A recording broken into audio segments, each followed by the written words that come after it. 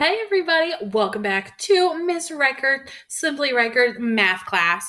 So today we are talking about simplifying fraction answers.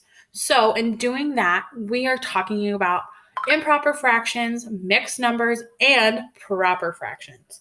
So the first thing I want to tell you is that when you change an improper fraction answer to a mixed number, okay? And we have to always remember to reduce that fraction answer to the smallest amount possible that we can, okay? So in doing so, we have to do some examples.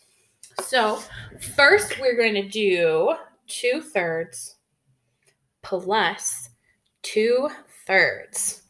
So the first thing I notice is my denominators are both the same. So when doing this, you're never going to change your denominator. They're going to stay the same. So they're automatically going to be 3 is my answer. So I'm going to look. 2 plus 2. That equals 4.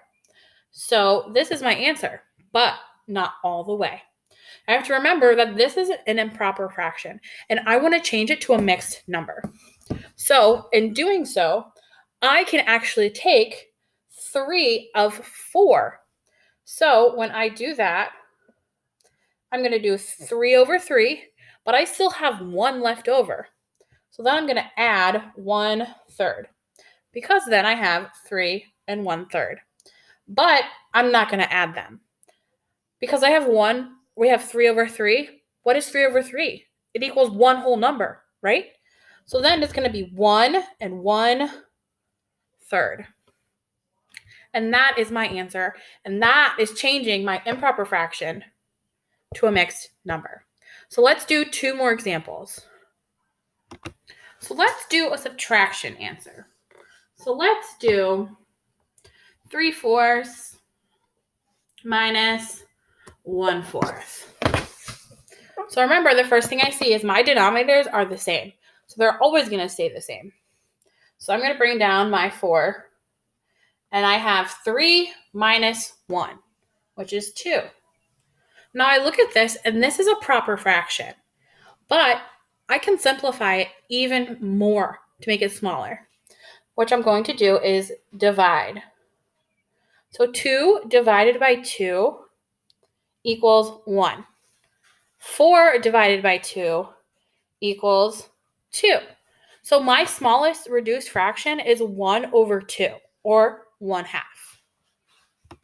So in that case, we didn't have to change any of our fractions to a mixed number.